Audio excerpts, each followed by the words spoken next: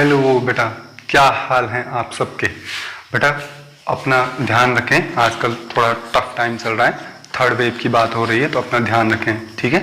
अच्छा, और पढ़ाई पर ध्यान दें बेटा, पढ़ाई का आपको बिल्कुल नुकसान नहीं होना चाहिए, ठीक है। देखो भाई, आज का जो हमारा टॉपिक है वो है सीबीएसई का, एनसीईआरटी का क्लास 10th का मैथमेटिक्स का पहला चैप्टर है, ठीक है, रियल नंबर।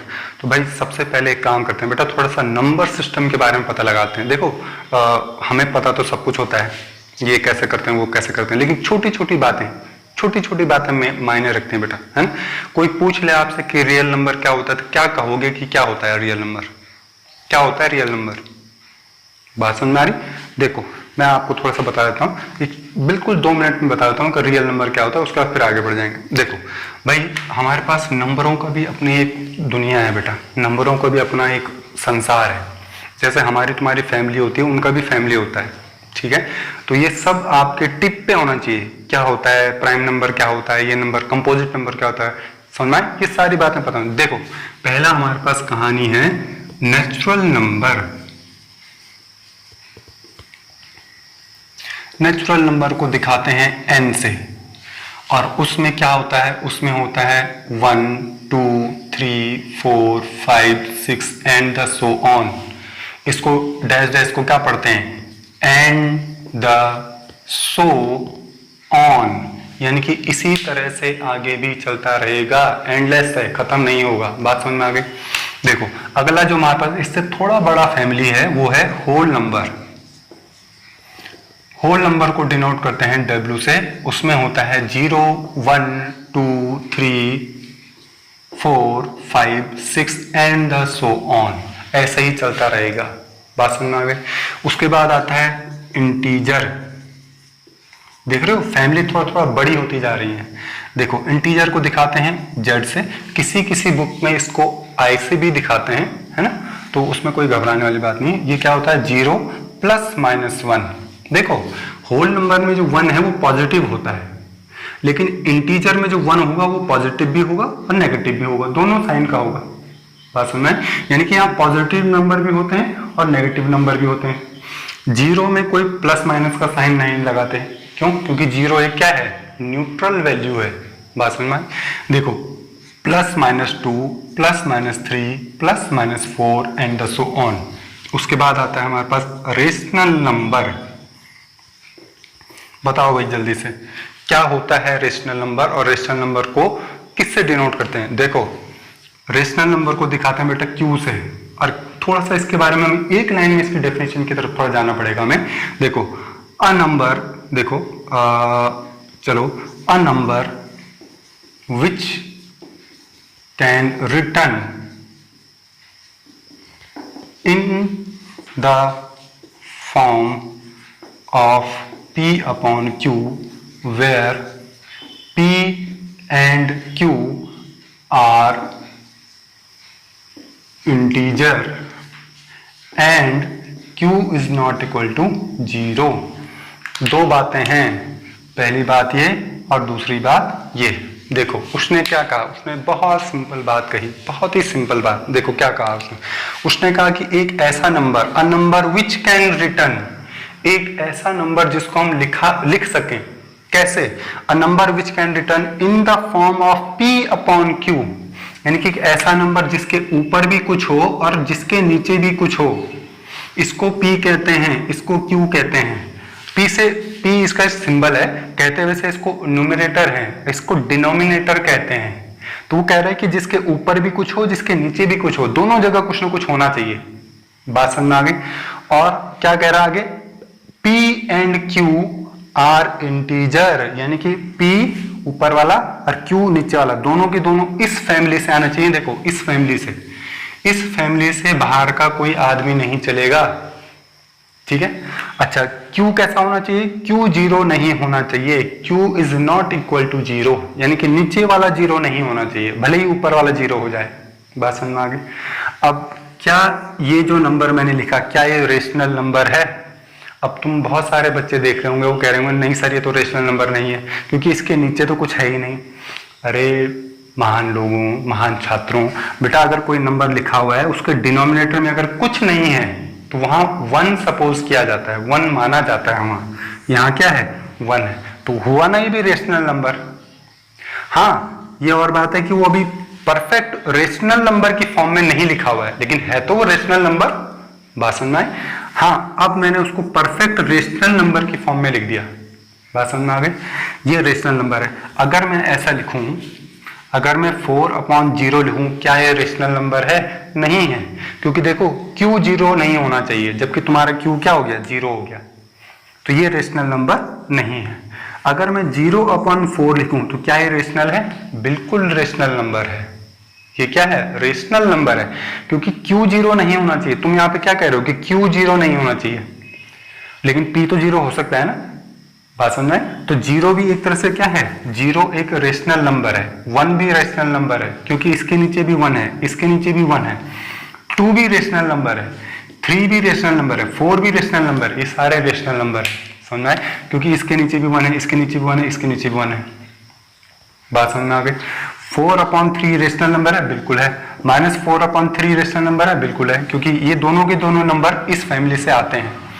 ये वाला जो नंबर है और ये वाला जो नंबर है वो इस फैमिली से आता है, इसका मतलब ये रेशनल नंबर है। 1/100 रेशनल नंबर है, बिल्कुल है। बात समझ में आ गई?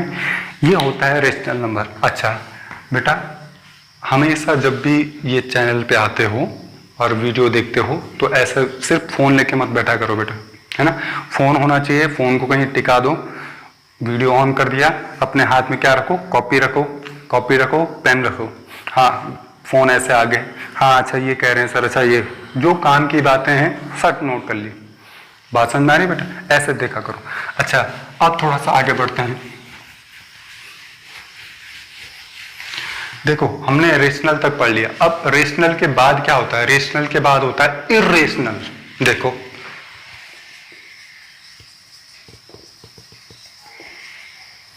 इर्रेशनल नंबर, देखो अब इर्रेशनल नंबर को डिनोट करने का बेटा अलग अलग बुक में अलग अलग है।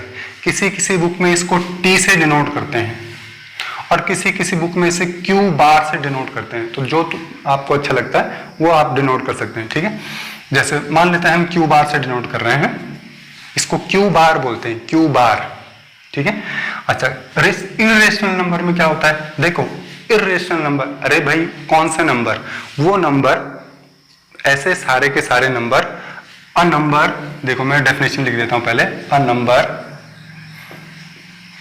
Whose decimal expansion is non terminating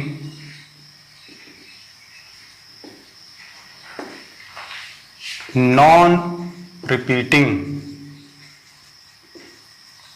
देखो भैया, वो जो तुमने डेफिनेशन पढ़ी है ना, कई जगह वो शॉर्टकट में पढ़ा देते हैं, वो प्रॉपर डेफिनेशन नहीं है बेटा, है ना। कई लोग कहते हैं कि भाई जो रेशनल नहीं है वो उसको इरेशनल बोल देते हैं, है ना।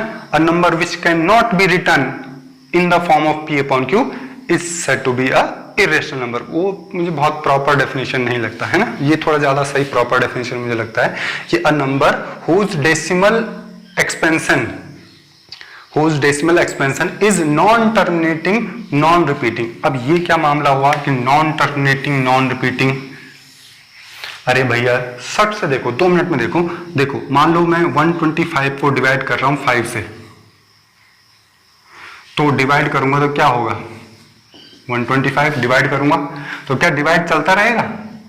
खुद सोचो, खुद करके देखो, चलता रहेगा क्या? वो नहीं चलेगा। वो बात समझ में आई? वो कुछ टाइम बाद खत्म हो जाएगा। देखो 5 2 जा 10, 2 यहां से 2 आ गया, ये आ गया तुम्हारा 5, 5 5 जा 25 और ये तुम्हारा खत्म। यानी कि तुम्हारा जो हमारे पास जो ये था, जो डिवीजन था हमारे पास, डिवीजन खत्म हो गया। बात समझ में? रिमाइंडर क्या आ गया? 0 आ गया, यानी कि आगे बढ़ा ही नहीं। बात समझ में? क्वेश्चन तुम्हारा क्या है? इसको, ये जो क्वोशंट है इसको क्वोशंट बोलते हैं। क्या बोलते हैं? क्वोशंट बोलते हैं इसको, ठीक है। इसको क्या बोलते हैं? क्वोशंट बोलते हैं। अब जरा ध्यान से एक बात ये देखो कि हमने जब इसको डिवाइड करा तो इसका जो डेसिमल फॉर्म है, इसको ऊपर वाले को डेसिमल फॉर्म कहते हैं, ठीक है। ये जो डेसिमल फॉर्म है ये कैसा आया? ये तो टर्मिनेटिंग आया। टर्मिनेटिंग का मतलब खत्म होने वाला। बात समझ में? तो ये टर्मिनेटिंग है। अगर मैं एक काम करूं 1/3 को बोलूं कि डिवाइड करो तो क्या होगा?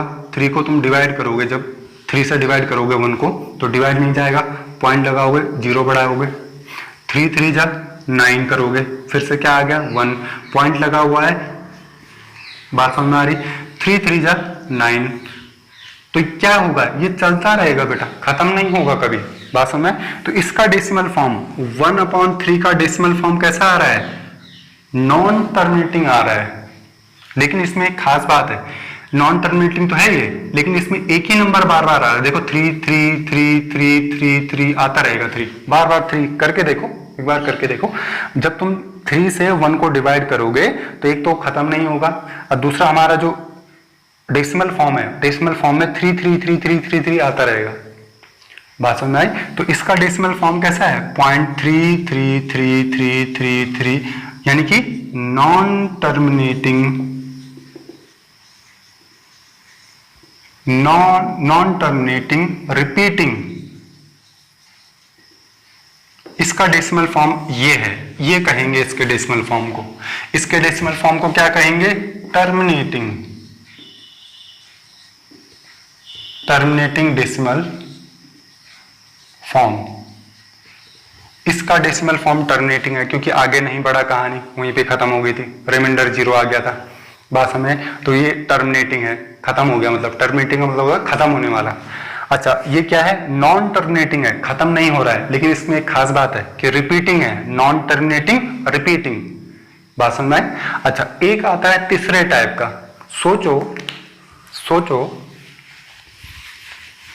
मान लो कोई ऐसा नंबर हो, मान लो यहां पर कोई ऐसा नंबर हो और मैं एक ऐसे नंबर को डिवाइड कर रहा हूं, किसी नंबर से किसी नंबर को डिवाइड कर रहा हूं, है ना, और मान लो तुम्हारा डेसिमल फॉर्म ऐसा आ रहा है, कैसा आ रहा है, मान लो तुम्हारा डेसिमल फॉर्म ऐसा आ रहा है 0.25632005209250 ऐसा जा रहा है।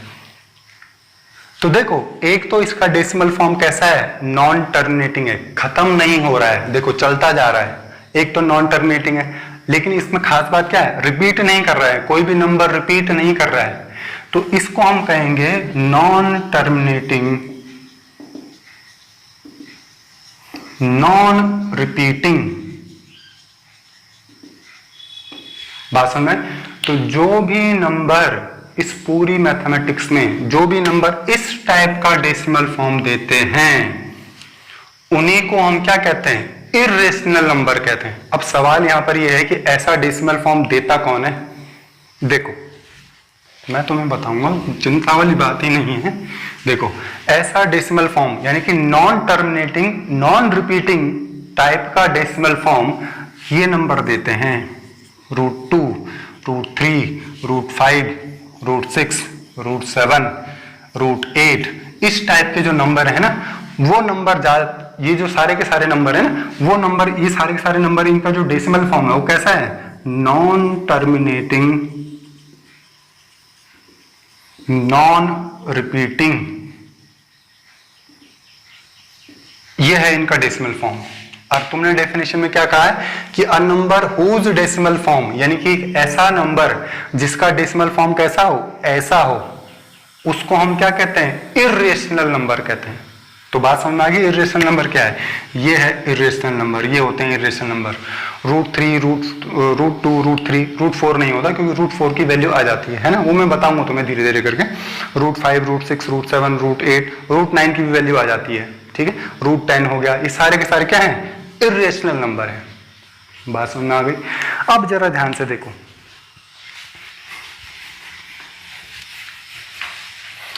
बेटा बैग ले लो, एक बड़ा सा बैग ले लो, बहुत बड़ा बैग ले लो, ले लिया, उठा लो बैग, सब्जी का बैग उठा लो, देखो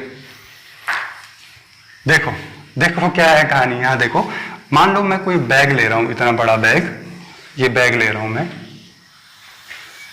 ठीक है, मैंने इस बैग में नेचुरल नंबर भी डाल दिए 1 2 3 4 5, मान लो मैंने इस बैग में होल नंबर भी डाल दिए 0 1 2 3 4 एंड सो ऑन, मान लो मैंने इंटीजर भी डाल दिए इसमें, z = 0 +-1 +-2 +-3 एंड सो ऑन, मान लो मैंने इसमें रेशनल नंबर भी डाल दिए 1 2 3 plus minus 1 plus minus 2 plus minus 3 plus minus 4, है ना, ये सारे के सारे क्या हैं भाई, जीरो भी रेशनल है, प्लस माइनस 1 भी रेशनल है, प्लस माइनस 2 भी रेशनल है, प्लस माइनस 3 भी रेशनल है, प्लस माइनस 4 भी रेशनल है। इसके अलावा 2/3 या -2/3 या 7/8 या -5/8, ये सारे के नंबर क्या है, रेशनल है।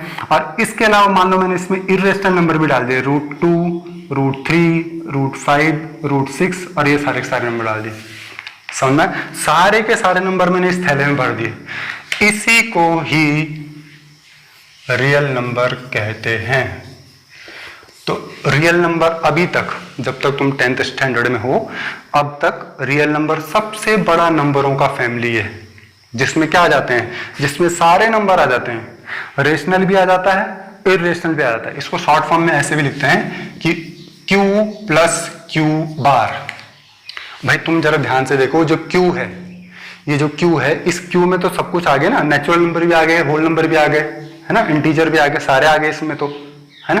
तो Q और Q बार मिलके, दोनों मिलके क्या बनाते हैं, रियल नंबर बनाते हैं। बात समझ में? तो रेशनल प्लस इरेशनल, ये दोनों के दोनों मिलकर क्या बनाते हैं, रियल नंबर बनाते हैं। तो रियल नंबर में सब कुछ आता है। बात समझ में आ गई? तो बेटा ये था रियल नंबर का तुम्हारा इंट्रोडक्शन, ठीक है।